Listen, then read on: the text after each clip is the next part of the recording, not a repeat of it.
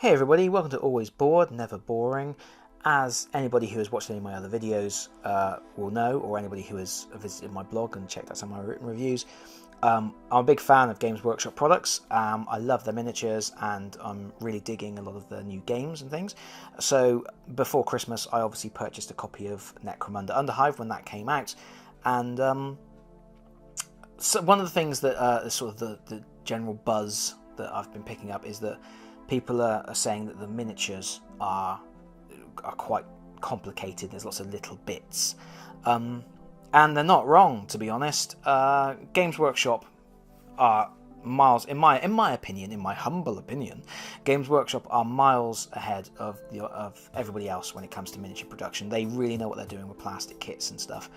And they've been doing some really good work lately with making sort of more accessible, easy build options. Now, I don't expect everything they produce to be easy build. I don't expect everything to be like the First Strike starter set, which is a fantastic kit for anybody new to hobbies, and I don't expect everything to be like the Skaven Blood Bowl team or the starter Orc and Human teams from Blood Bowl, or even the miniatures from Shadespire, which really are they're fantastic miniatures, but they're just a few pieces really. I'm not expecting everything they produce to be like that, but sometimes I think they get a little bit carried away with themselves because they are so good at what they do and they want to prove a point. Sorry, you've had a minute and a half of nothing happening on this screen. I do apologise for that. I'm going to put a miniature here just so you can see a miniature while I'm carrying on gabbling. There we go, there's a miniature. This is a Goliath from Necromunda, and it is absolutely the business.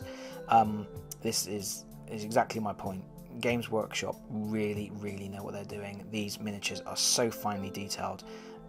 They look fantastic. They're dynamic, they're interesting, they're exciting, and even Necromunda bases are molded now. This is a new thing. Yeah, all the miniatures for Necromunda are coming on molded special bases, which is cool. But yeah, Games Workshop in my mind are basically, there's nobody else producing a quality comparable to them, and I think they know it. And when they do one of their really customizable kits, they sometimes go to town, and they've really gone to town with Necromunda. I think somewhat to the detriment of assembling the models, really. I don't want anyone to get the wrong idea here. I think I'm bashing Games Workshop with thinking that, you know, I want dumbed down kits with only 2 pieces, and you know that you know, I'm quite happy. I've been building miniatures for far longer than I care to admit, to be honest. But but I do think sometimes less is more, and I don't think sometimes kits are a bit, they have a lot of modular components, but the sum result isn't particularly more detailed than what Games Workshop can do with fewer parts. I think some of their easy build kits and like their Shadespire miniatures prove that they can produce absolutely beautiful miniatures without having to cut them up into 40 pieces each. And I know that the kits that really break things down are for people who want to really go to town with customization, but I'm not even sure how customizable really the Necromunda figures are, and I feel like they've stepped too far one way, if I'm honest. So let's have a look. Sorry, that was a really long intro, and I'm not sure I said anything of interest. If you sat through that and didn't fall asleep, I really do appreciate it. This is the instruction sheet for assembling the Necromunda miniatures, and it's a little bit on the intimidating side, I would say, compared to other stuff. Let's not forget, Shadows over Hammerhall came out last year, and Shadows over Hammerhall had this assembly guide. Look at this. Symbols, numbers, colour-coded parts.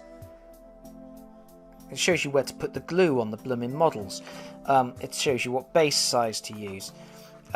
It's got reverse angles, so you can see all the detailing on the reverse, and you know exactly what you're going for, and at the end of it, it's got a fully painted, assembled model. These, and lots of icons and things to explain it all. These are complicated models. These aren't simple push-fit models. They don't go together without glue. Hammerhal models are their standard range of customizable kits. I mean, you could swap out this guy so he had a gun, or you could give him just an empty hand instead. There are options to customize this model. You could give him a pointing hand, or you could give him an axe. So those options were there, but they still managed to produce this instruction guide that really steps you through it in order. You take piece 1, you attach piece 2, then you attach piece 3, then you attach piece 4.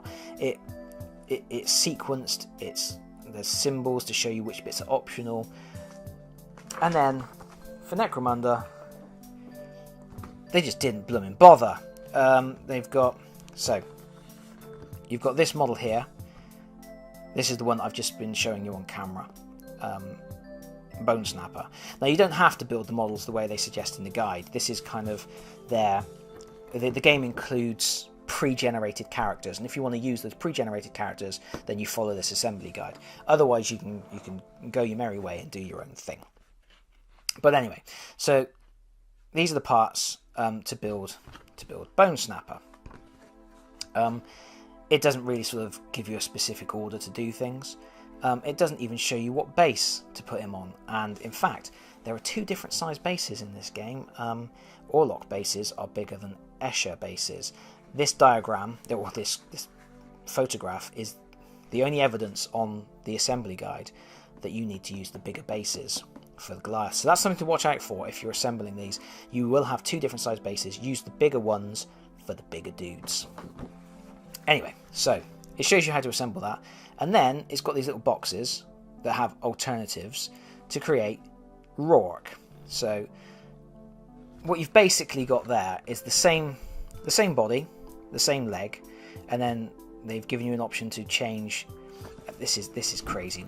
If I can show you that, the faces and the hair pieces are different. There's like a set of hair and a set of different hair sculpts and a set of different face sculpts. So you can actually mix and match hair and faces. That's the kind of thing that I think is not really necessary. I will show you on these 2 models here. Here we go. This is actually the same. The 2 models that I've just shown you in the guide there. They have the same body. They have the same arm. They have the same body. They have the same leg. The same stance.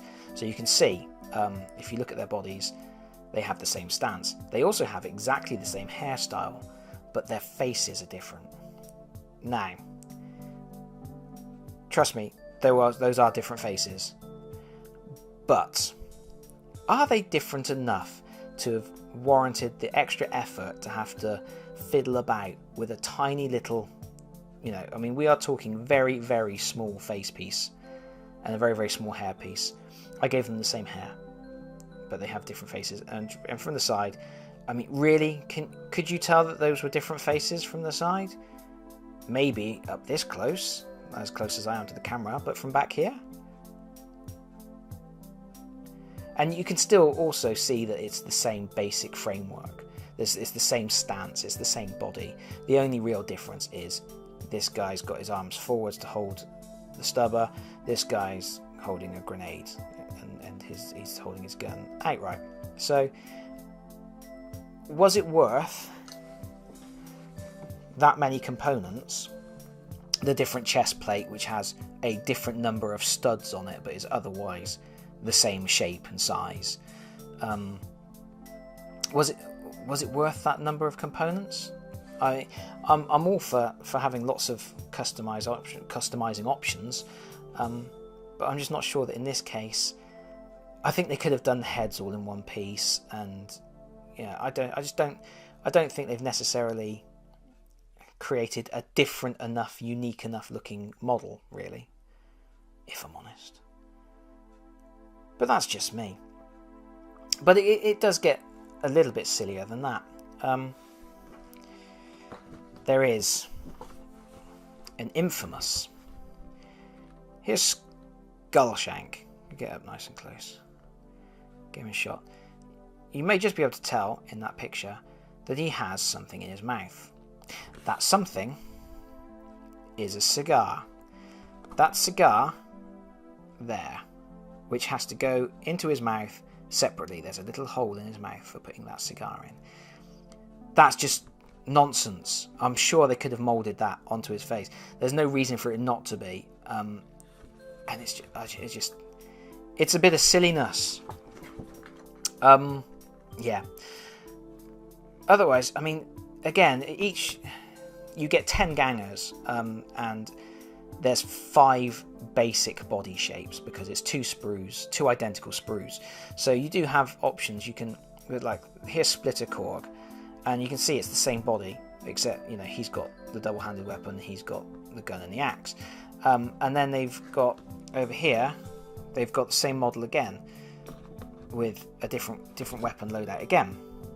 So, you know, you can change their weapon loadouts, but you're not really changing the model that significantly. I think they could have minimized it a little bit. Obviously, and being able to choose the different weapons for Necromunda is really important, and that's great. I'm not keen on the absolutely humongous grenades. I did not put any on my guy because I thought they were big and chunky and ugly and didn't look very good. But yeah, they are a challenge to assemble. There's some very, very small parts. The Esches, it's the same situation with the Esches. The faces and the hair pieces are separate. You can put different faces on the different hairs. So, you know, it's customization on a minuscule scale. I think they possibly could have minimized it, and I know there's going to be people screaming and throwing stuff at their computer screens, saying that they don't agree with that, and I do understand that. And you know, I am a modeler myself, I am a hobbyist. I do spend a lot of time assembling miniatures, and I do like to have options to switch them out, but I think they could have just had options for different weapons and things, because I'm not sure having that chest plate, that shoulder plate, this separate hair and face piece really made that much of a difference between the two models. I think once they're on the table, you know, the only thing you're going to tell that's different on those two models is he's got a grenade and a gun, he's just got a gun. So I think it's showboating a little bit on Games Workshop's part, because they are epic. They what they do with plastic sprues is incredible. I just feel like sometimes they are just going, hey, look what we can do. We can make a teeny tiny cigar that you will never be able to hold with human fingers. You will need tweezers to position it in place. And